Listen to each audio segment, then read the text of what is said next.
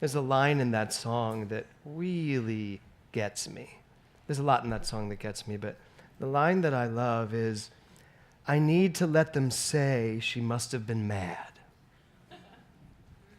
Think about that for a minute. How many people in your life think you're crazy? How many people in your life think you're kind of mad, like you're kind of like loony, like you're like out there? You're, and they use that word, touched. You're a little touched, right? So the next question I have for you is, how many of you spend your lives worrying about what people think about you, or worrying about what they say about you?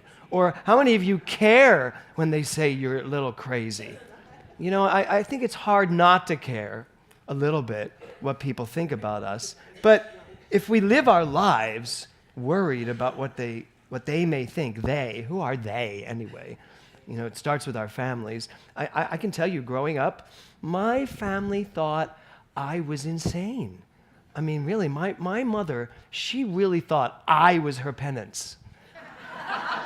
She did. She honestly thought she was going to heaven no matter what she did just by having to raise me. You know, she would say that to me all the time. She would say, "You are my penance." No, I think she said hell. "You are my hell." She liked to instill good things in me as I was growing up.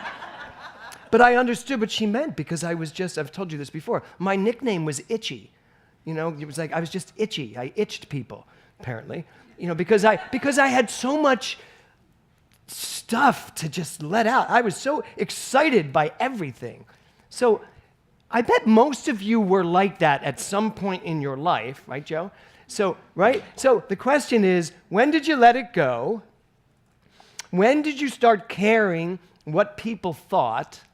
And more importantly, when are you going to get it back? When are you going to get that thing back that lets you just be crazy and not care? That lets that thing out inside of you that's dying to get out? When are you going to allow that mad scientist to appear on the horizon of your life? That's where we start today's talk. Ernest Holmes says this: in flashes of illumination, the inspired have seen into the very center of reality. You know, in the Bible, it talks about so many of the saints, when they saw the fire, they went a little crazy. When they saw into the burning bush, or when they just saw this, St. Paul, when the light came down and just knocked him off his horse, that he went insane for a moment. You know, so there's something about that inspiration, that thing that comes along when we see it so clearly, and we just want to, as Barbara just so beautifully sang when she just let go of herself, singing, "I want to be touched by this thing." There is that inside of you that just wants to reach up inside of you and say, "Donia, there's so much more here for you to just kvel over." Because we all know it started in the Judaistic faith. Right? So there's something in you that is just dying to let you out. And sometimes it feels like we're a little crazy. Do you ever hear ideas that you should do? Like producing an independent movie all on your own? And that seems like the universe is going, "That's crazy." That's part of what's going on for you. The race consciousness that says, "That's really hard. Not a lot of people can do this." And who cares? You're not a lot of people. You're you. You're that one person that the light of inspiration has bursted through. It doesn't need you to tell it how hard it's going to be. Right? Yeah. Divine mind does not need your stuff to guide it. Because your stuff is coming from a world that's telling you how to do it. So many people are trying to have the same success this person had, or this person had. And you can't do it. You just can't do it. I remember when Tom Cruise was first starting to be an actor, and he made this little video just by himself in his home in New Jersey. He made this little video, and he brought it over to the apartment, and he showed me. And I will be very honest, I was like one of those people out there, the naysayers, and I was like, "Oh, this doesn't look good. You shouldn't send this to anybody." He did, and look where he is. Thank God he thought I was wrong. So what's going on in your life where you're listening to that out there instead of allowing this thing in here to guide you, to send you out into your, and I mean your, individual, personalized, unique thing that is yours to do. Something to think about this morning. So, when was the last time you were inspired? I mean, really inspired. Thank you. Besides now, when you're talking to me. So when was the last time you really let something really inspire you? Not just like, oh, that was fun, oh, that was nice. When's the last time something took you over? Because you know what? It should happen every day. It should happen every single day. We shouldn't have to search for it, and we should be so clear that it's just something that naturally happens when you're just inspired. It's just that thing. So what is inspiration? Ernest Holmes says inspiration is contact with the divine. No, he wrote that in 1927. It's 2018. We don't need contact with the divine anymore. We need to allow the divine to live us because it's who we are. It's what we are. Yes, it's still contact with it. If we're not in touch with it, yeah. When was the last time you really became inspired? And I got to tell you, I'm not talking about being inspired by something out there. Because here's the deal. You're only inspired because something out there is mirroring something in here. That's why you're inspired. You're inspired because you're relating from the inspiration, not to the inspiration. So when's the last time something happened in your life, something came through you, and it just took you, and you felt crazy? So it's something to really think about, because if we're not allowing that to come through us all the time, we're kind of not using who we are, right? So the title of my talk today is, What Counts? What Counts?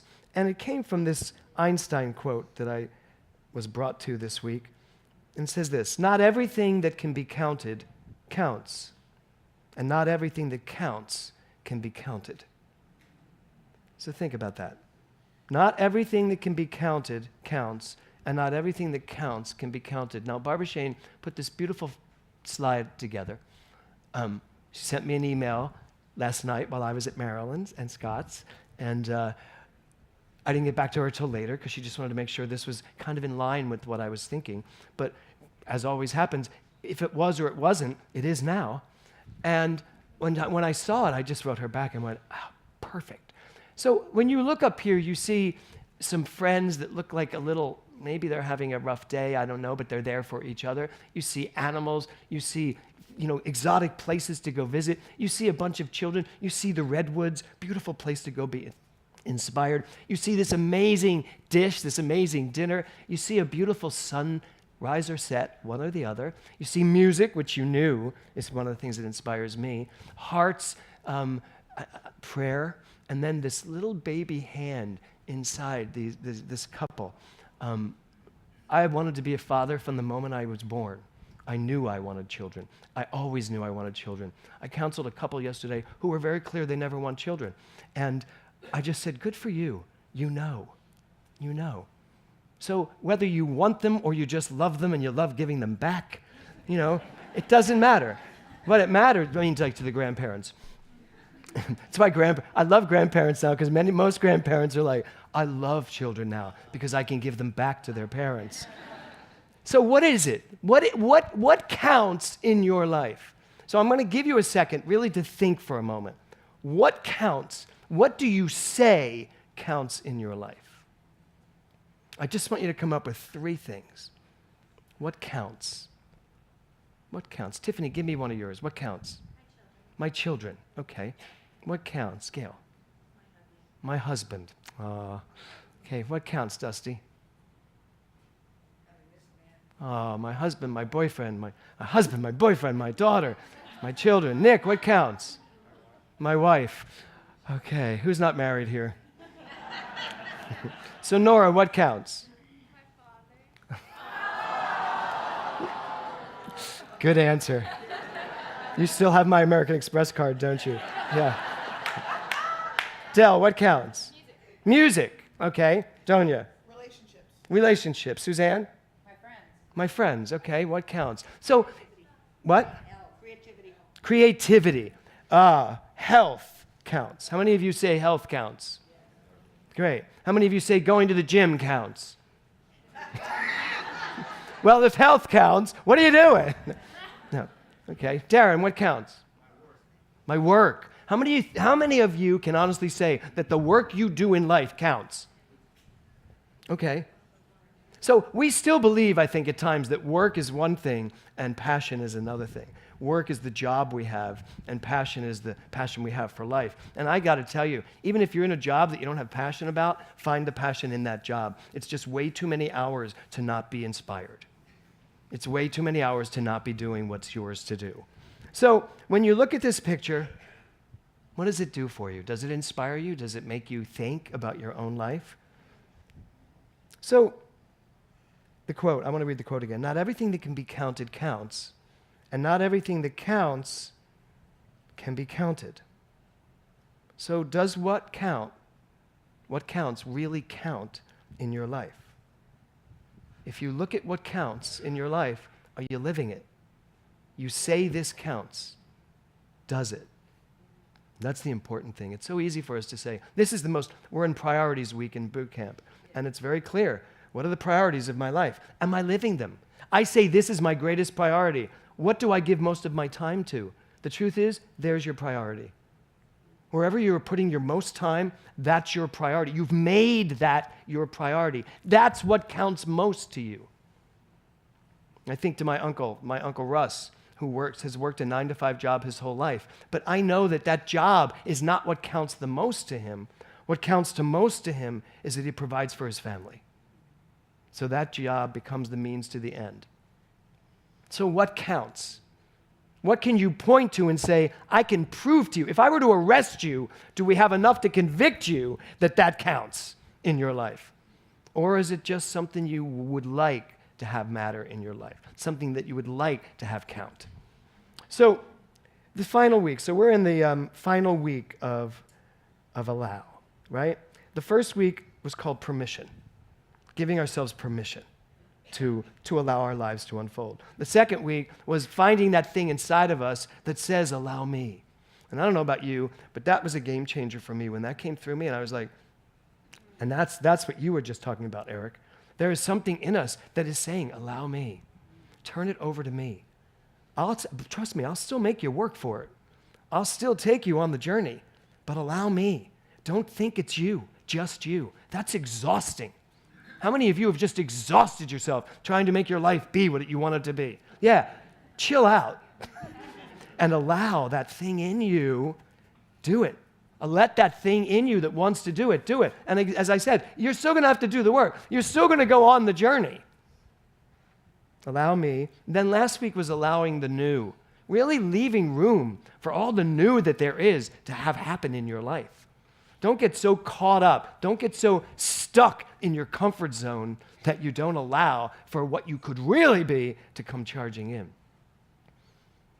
This week is priorities and boundaries.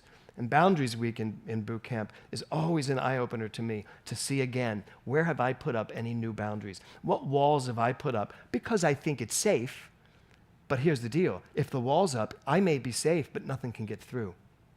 And nothing can get out. So what counts? What counts in your life? What matters most to you?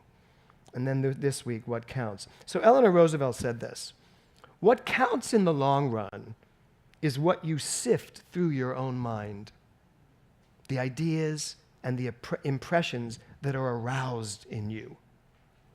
It is the ideas stirred in your own mind, the ideas which are a reflection of your own thinking. What counts in the long run is what you sift through your own mind, the ideas and impressions that are aroused in you. When was the last time you were aroused mentally? When was the last time, literally, you felt the tingling of your creative brain? Yesterday. Last week. Do I hear a last year? It's a really important question for us to really ask ourselves. We are so busy living sometimes, we don't ask the questions. I am so grateful If you're in the 5 questions class, raise your hand. Yeah, there are like 50 people who show up here every Wednesday night to go over these 5 questions that I'm writing this book about. To take 2 hours out of your life that week and just recline in this room with beautiful music and lighting and ask yourself the pertinent questions of life and find out, allow whatever wants to come through, that is such a gift. And to be able to stand on this stage and watch 50 people do it and hear it and feel it, it's just an amazing collective consciousness in this room by the time we leave. It is mind-boggling. But that's what we have to be willing to do. Ask ourselves the important questions like, when's the last time I was aroused creatively? When's the last time I was really inspired? When's the last time I really felt like I wanted to do something in the world? When's the last time I actually did it? When's the last time I followed my intuition and just went fearlessly into the unknown? These are the questions we have to ask ourselves. Last week when we did departures, the last thing I needed was for an actress to drop out and I have to take her place and then rewrite my whole scene for a male so that I could do it. I wasn't going to get up and be the child's mother. Although that would have been interesting. I could have been her transgendered mother. Then I would have had to rewrite it completely. But I got to tell you, it was really a lot of fun. I didn't want to do it. I wanted to just direct and sit back. But when the universe hands you something, it's not just showing up because they want to annoy you. How many of us think when these things come up, it's like unbelievable. And this universal presence is annoying me again. Doesn't it know I have things to do? Things I've decided to do. Why does it think it should insert itself into my life? Maybe because you are its life. And it is always trying to bring you to a higher level, even if it's that. And I got to tell you, I had a great time. I found out some things. And that's for me to know, for you to find out. So allowing for all of that, this month has been great for me. Just allowing so much to come up that I wasn't really interested in having come up, and I wasn't really uncomfortable enough to let come up, and yet it all has. So when is the last time you really ask yourself these pertinent questions? And here's a big one. When's the last time you allowed yourself to be crazy? I mean, to just go crazy without alcohol being involved. Oh, she's like, oh. Really? When's the last time you have just allowed yourself to be spontaneous? Are you one of those people that when someone asks you to do something a little crazy, you're just like, no, I don't do that? Do you ever hear yourself say, I don't do that? I'm not that type of person. No, of course not. If I ever hear myself say that, I'm going to do whatever it was that came up. Because I don't want to be that person that walks around saying, this is who I am. This is the type of person I am. I don't eat sushi. Which I said to Kevin yesterday. As he was getting lunch for us, he said, why don't we have sushi? I said, you know I don't eat sushi. And he said, but you have eaten sushi. I said, but I don't like sushi. He says, but how do you know? This is a different type of sushi. I ate sushi yesterday. It was really delicious. Well, there were 2 types. There was salmon and tuna. I preferred the salmon. But I ate it. And you know why I ate it? I ate it because I knew I was coming in here to do this talk. And I'm like, how can I get up here and say this stuff, if I don't believe it? And I do believe it. I do believe that if I hear myself say, I'm not that type of person, I better be that type of person. I mean, not if it's like, I'm not a murderer. I need to go figure that out. So do you all know who you are? You're all sitting here and you all know whether you're that person or not. Whether you are that comfortable person sitting in your comfortable zone, knowing what you do, knowing how you do it, know how it results, knowing that that's just fine. And you also know that there is something inside of you, this spontaneous, crazy, divine being that wants to do something else. So, why aren't you? Good question. Why aren't you? Well, there's only one answer to that. you don't know who you are. Every time you say, I'm not that type of, I'm this type of person, you don't know who you are. Because if you are the very presence of God, aren't you everything? Aren't you every possibility under the sun? Aren't you someone that if you rise high enough, you can be, and will be touched by the sun? Aren't you St. Paul on a horse that just gets this bolt of light come into you, light you up, and change everything about your life? Aren't you Anita Marjani, who is 2 seconds away from death and feels this unbelievable presence inside of her? That's what being inspired is. When suddenly something comes in and says, this is what it is. And suddenly love is so full, so big inside of this woman that she has to let it out. Come back, heal everything, and now be on a lecture tour throughout the world. That's what inspiration is. And here's the deal. You don't need to be on the verge of death to find it. You don't need, thank God, right? You don't need to create some horrific disease to be at that place where I need inspiration and then it comes in. Why not just be a normal person, a divine human individual who wants to know itself even more? Isn't that why you're really sitting here today? Isn't this why we really come together every Sunday? I mean, yes, we come together for a lot of things, fellowship. I love the music. I love how we all feel. But really, really, truly, back it up. Every single one of us wants to know ourselves in a greater way. We want to know ourselves in a bigger way. We want to know that when we decide to write a screenplay, we're not writing it just because it's fun. We're writing it because there's something coming through us asking us to put it out into the world. And when something comes through you and asks you to put it out in the world, you don't need to be questioning it to death on how that's going to happen. Because that's how it stops it. That's how it stops it dead in its tracks. And I can tell you that because I stopped myself many, many times. Many times. And I'm sure you have too. Well, I think it's time to stop stopping ourselves. I think it's time to really allow who we are to come through. So I'm going to close my talk the way I used to close my morning with my children every day for years. I would drive them to school, and I'd wait till they were just far enough away from the car that when I yelled it to them, everyone around them would hear it.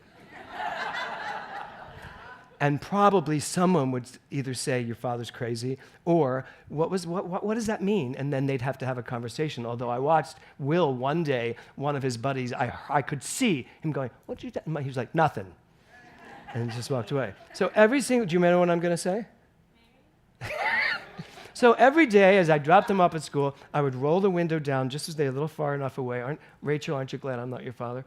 And I would yell at them. I'd say, make today count. Every day. Make today count. And then I'd wait, beep, beep, because it does. And honestly, I could just see them be like, but now do you remember? Yeah. That's because you did homeschooling for 2 years. I should have come into your room. Make today count. So I want you to think about that. Make today count. Because it does. It really does. Write it on your wall. Put it on your medicine cabinet. So when you wake up, it's the first thing you see. Make today count. Because guess what? You have to make today count.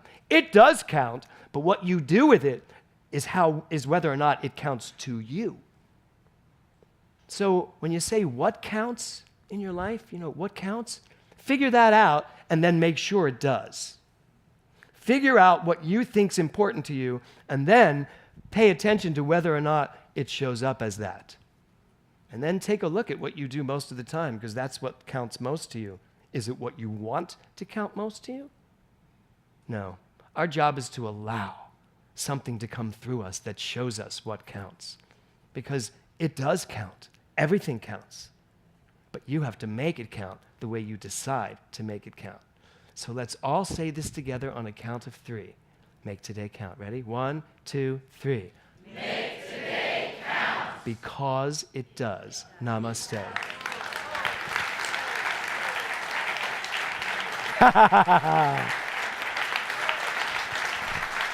Thank you. Thank you.